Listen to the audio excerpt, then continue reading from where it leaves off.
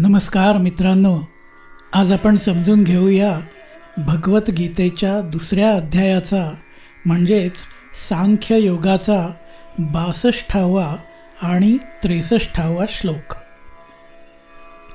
ध्यायतो विषयान् पुंसः संगस्तेषुपजायते संगात् संजायते कामः कामात् क्रोधोऽभिजायते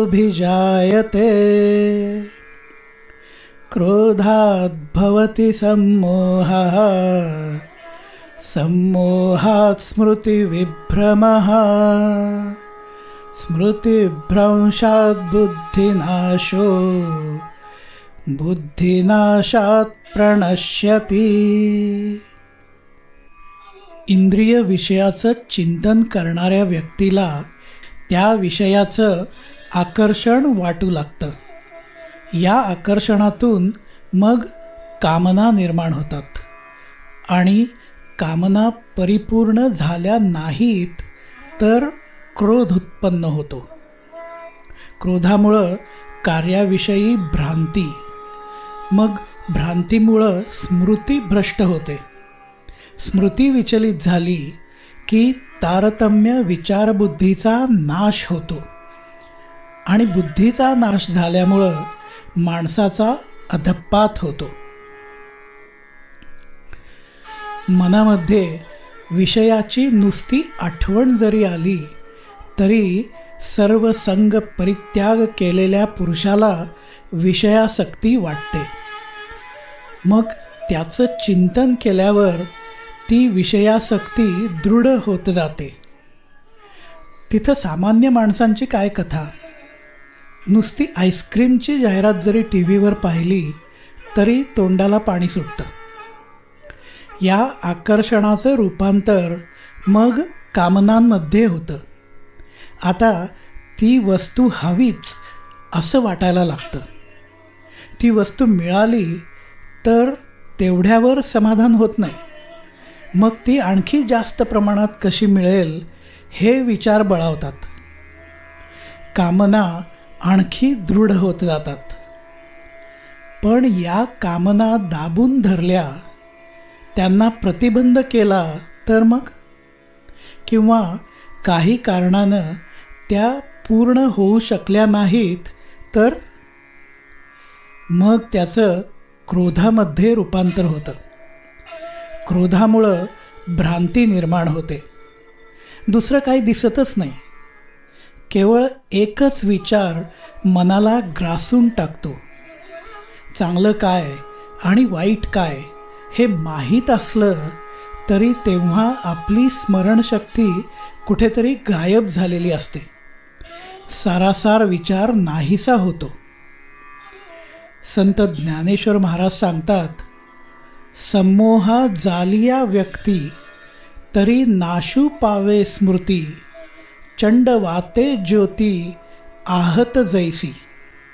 म्हणजे ज्याप्रमाणे वादळी वाऱ्यानं दिवा विझून जातो त्याप्रमाणे सम्मोह उत्पन्न झाला की स्मृती नष्ट होते. का अस्तमानी निशी जैसी सूर्य तेजाते ग्रासी तैसी दशा स्मृतिभ्रंशी प्राणी आनसी.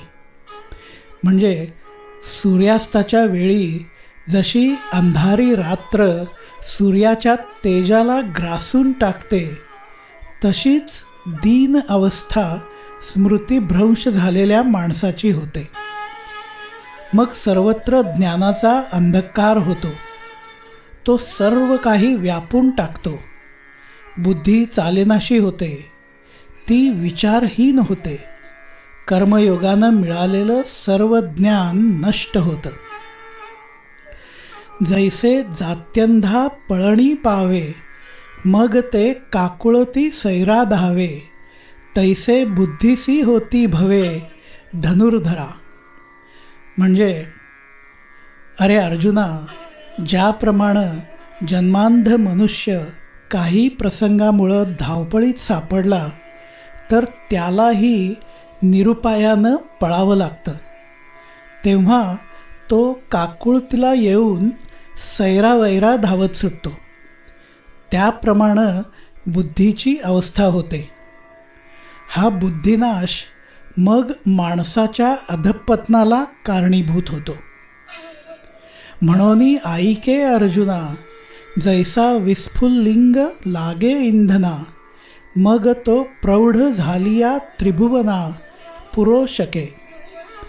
म्हणून हे अर्जुना, तू ऐक, अग्नीची लहानशी ठिणगी जर ज्वलनशील पदार्थाला लागली की तो अग्नीचं मोठं रूप घेतो आणि त्रिभुवन जाळण्यास समर्थ ठरतो.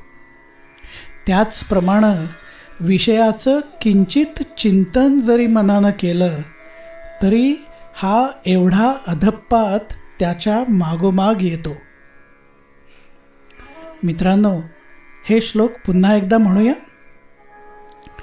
ध्यायतो विषयान् पुंसः संगस्तेषुपजायते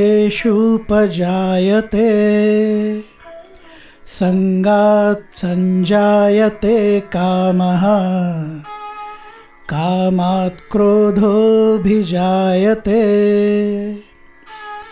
क्रोधात् भवति सम्मोहः सम्मोहात् स्मृतिविभ्रमः स्मृतिभ्रंशात् बुद्धिनाशो बुद्धिनाशात् प्रणश्यति. चला तर मित्रांनो, भगवान श्रीकृष्ण अर्जुनाला पुढं काय सांगतात ते ऐकण्यासाठी पुन्हा लवकरच भेटूया. तोपर्यंत जय श्रीकृष्ण.